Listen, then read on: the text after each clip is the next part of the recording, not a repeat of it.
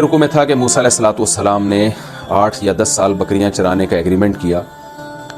اب فوراً ان کا نکاح ہو گیا تھا یا 10 سال بعد نکاح ہوا، اس سے تفسیریں خاموش ہیں، یعنی کوئی صحیح روایت ہمیں نہیں ملتی اس بارے میں. بظاہر یہی ہے کہ شاید اسی وقت نکاح کر دیا ہو اور موسیٰ علیہ السلام اپنی زوجہ کے ساتھ وہیں رہے ہوں، لیکن 10 سال انہوں نے معاہدہ پورا کیا کہ بھئی تاکہ جو ان کے والد سے معاہدہ ہوا ہے میں اس کو نبھاؤں. تو 8 یا 10 سال موسیٰ علیہ السلام نے بکریاں چرائیں. قرآن کہتا ہے فلما قضا موسیٰ الاجل، جب موسیٰ نے اپنی مدت پوری کر لی. تو ظاہر ہے موسیٰ علیہ السلام کی والدہ مصر میں، رشتہ دار مصر میں، موسیٰ علیہ السلام کو خیال گزرا کہ بھول بھلیا ہو گیا ہوگا اور اب فرعون بھول چکا ہوگا یہ سب کچھ. چلو واپس مصر چلتے ہیں، اپنی اہلیہ کو، اپنی زوجہ کو لے کے دوبارہ سے ایک زندگی کا آغاز کرتے ہیں. تو وسارا بأہلہ، اور موسیٰ اپنی اہلیہ کو، اپنے اہل کو لے کے چلے. قرآن کا جو اطلاق اہل پر ہوتا ہے نا، سب سے پہلے بیوی پر ہوتا ہے، اس لیے اہل بیت میں سب سے پہلے بیویاں داخل ہوتی ہیں. یہاں بھی دیکھیں قرآن موسیٰ کی زوجہ کو، حضرت موسیٰ علیہ السلام کی زوجہ کو اہل کہہ رہا ہے. اور ہمارے یہاں ایک مکتبہ فکر ایسا ہے جس نے اہل بیت میں نبی کی بیویوں کو شامل ہی نہیں کیا. تو کتنا بڑا ظلم ہے کہ اہل بیت میں تو سب سے پہلے نبی کی ازواج داخل ہیں. تو وسارا بأہلہ، موسیٰ علیہ السلام اپنی اہل کو لے کے چلے. آنس من جانب طور نارا، تو کوہ طور کے کنارے پہ آپ کو ایک آگ محسوس ہوئی. قال لأہلہ، اپنی اہل سے کہا امکثوا، یہاں ٹھہرو، مجھے آگ محسوس ہو رہی ہے. لعلی آتیکم منہا بخبر، اس کی تفسیر پہلے ڈیٹیل سے گزر چکی ہے، اس لیے میں جلدی اس کو گزار رہا ہوں. میں ہو سکتا ہے وہاں سے کوئی خبر لے کر آؤں، کیونکہ جہاں آگ ہوتی ہے وہاں اکثر آبادی ہوتی ہے. کسی آبادی نہیں آگ جلائی ہوگی تو لوگ ہوں گے تو میں پوچھ لوں گا بھائی مصر کا راستہ کس طرف کو ہے. حضرت موسیٰ علیہ السلام کہتے ہیں کہ راستہ بھول گئے تھے. او جذبۃ من النار، ورنہ کم سے کم اتنا ہوگا کہ میں کسی لکڑی پہ آگ جلا کے لے آؤں گا. تو ہم یہ آگ جلائیں گے، اور اس سردی میں، سردیوں کا موسم تھا اور مصر کی سردی بھی بڑی مشہور ہے، تو ہم یہاں آگ جلا کے کیا ہوگا، لعلکم تصطلون، تاکہ تم کچھ اس سے گرمی جو ہے وہ تمہیں مل جائے. اب موسیٰ علیہ السلام جمع کے صیغے جو استعمال کر رہے ہیں کہ تاکہ تمہیں، تو اس میں اس کا بھی امکان ہے کہ ہو سکتا ہے آپ کی اہلیہ کے ساتھ اور بھی کوئی لوگ ہوں، سسر بھی ہوں یا جو اور بھی کوئی خاندان کے لوگ ہوں. یہ بھی ہے، عین ممکن ہے موسیٰ علیہ السلام کی اس وقت تک اولاد ہو چکی ہو، نکاح پہلے ہو چکا ہو. اور یہ بھی ممکن ہے کہ اپنی اہلیہ سے جمع کے صیغوں سے خطاب کر رہے ہوں احترام کے لیے، جیسے کہ بعض دفعہ جمع کا صیغہ اردو میں بھی ہم استعمال کرتے ہیں کسی کو رسپیکٹ اور عزت دینے کے لیے.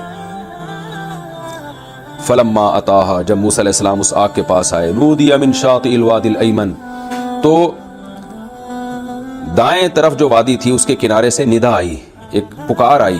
فی البقعۃ المبارکہ، جو وادی ایک مبارک جگہ پہ تھی. ظاہر ہے جہاں اللہ کا جلوہ ظاہر ہوا وہ کتنی مبارک جگہ ہوگی. من الشجرۃ، درخت کی طرف سے آواز آئی. ان یا موسیٰ، کہ اے موسیٰ، انی انا اللہ رب العالمین، بے شک میں اللہ ہوں جو تمام جہانوں کا پالنے والا ہوں. وان القی عصاک، اور اے موسیٰ اپنی لاٹھی کو ڈال دے. فلما رآہا تہتز، جب موسیٰ نے دیکھا کہ وہ ہل رہی ہے.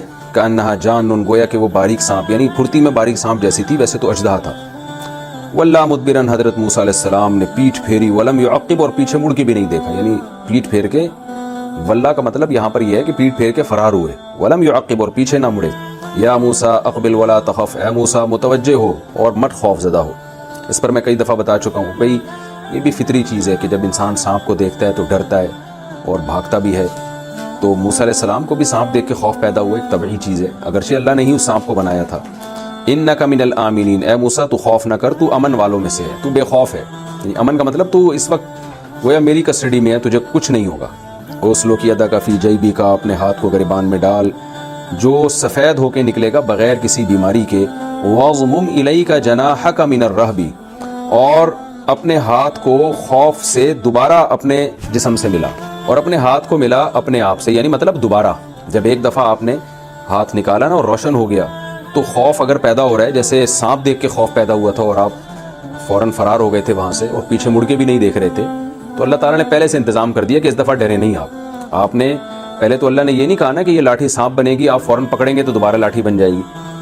تو موسیٰ علیہ السلام خوف زدہ ہو گئے، کہ اس لیے اللہ نے فرمایا کہ سورہ طٰہٰ میں آتا ہے کہ آپ اس کو پکڑیں دوبارہ لاٹھی بن جائے گی، خوف زدہ نہ ہو.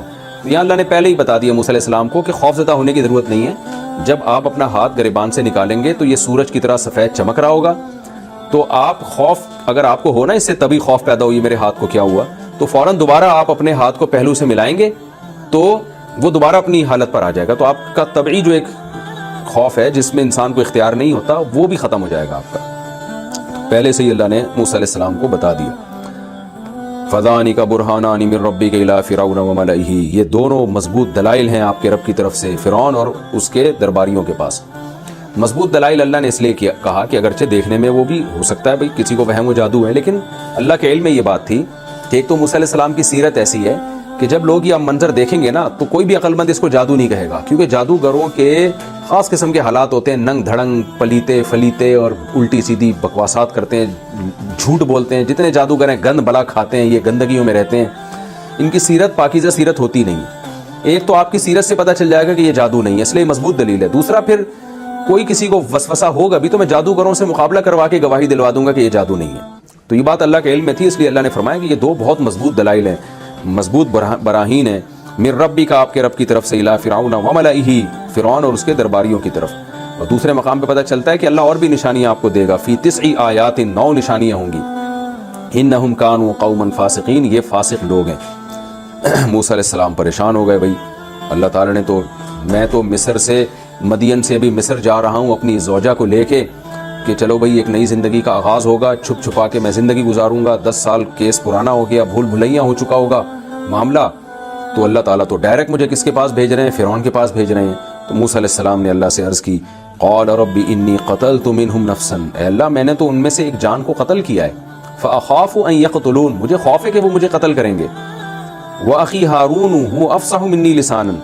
लेकिन मूसा अलैहिस्सलाम ने इश्काल ज़ाहिर किया ना, इससे भी पता चलता है कि अगर बड़ा कोई काम कहे आपको और छोटे को उस पर कुछ इश्कालात हो रहे हो तो अपने इश्काल रफ़ा करने में कोई हरज नहीं है। आज बाज़ दफ़ा ऐसा होता है, कोई बड़ा आपको कोई काम कहता है, आप अपनी कन्फ्यूजन दूर करने के लिए इश्काल कर रहे हो तो उस बड़े को गुस्सा आ जाता है, भाई पूछ क्यों रहे हो, जो कहा है वो करो बस फ़ौरन। तो जब भी कोई ऑर्डर जारी हो ना तो उसकी हिकमत बयान कर देने में कोई हरज नहीं है, ताकि सामने वाला और जो है वो पुरएतमाद होकर उस हुक्म की बजावरी करे। तो अल्लाह मियाँ ने भी मूसा अलैहिस्सलाम को डांटा नहीं कि मैं आपको कह रहा हूँ फ़िरऔन के पास जाओ, आप कह रहे हो मैंने इंसान को कत्ल किया, वो मुझे मार देंगे, यूँ कर देंगे, बल्कि अल्लाह ताला ने मूसा अलैहिस्सलाम को तसल्ली दी। तो ये भी हमें इन वाक़यात में सबक मिलता है। रब्बी इन्नी क़तलतु मिनहुम नफ्सन फ़अख़ाफ़ु अन यक़्तुलून व अख़ी हारून, और मेरा भाई हारून जो है हुवा अफ़सहु मिन्नी लिसानन, मूसा अलैहिस्सलाम की ज़बान में उस दर्जे की फसाहत नहीं थी जो हारून अलैहिस्सलाम की ज़बान में थी। तो मूसा अलैहिस्सलाम को ये भी इश्काल था, भाई मेरी दलाइल तो सही है लेकिन मेरे वो स्पीकिंग पावर नहीं है जो हारून के पास है, और मैं अकेला भी हूँ, पूरे मिस्र में मैं अकेला ही जाके दाई बन के तबलीग करूँगा, तो इंसान को हौसला भी तो चाहिए ना, बशर हूँ, इंसान हूँ मैं। तो कोई मेरा अगर साथी बन जाए, कोई मेरा हमनवा बन जाए तो मुझे तसल्ली हो जाएगी। पहले तो मूसा अलैहिस्सलाम ने दूसरे मकाम पे आते ये दुआ मांगी थी, हारून को बना दें नबी आप, यानी हारून को दाई बना दें।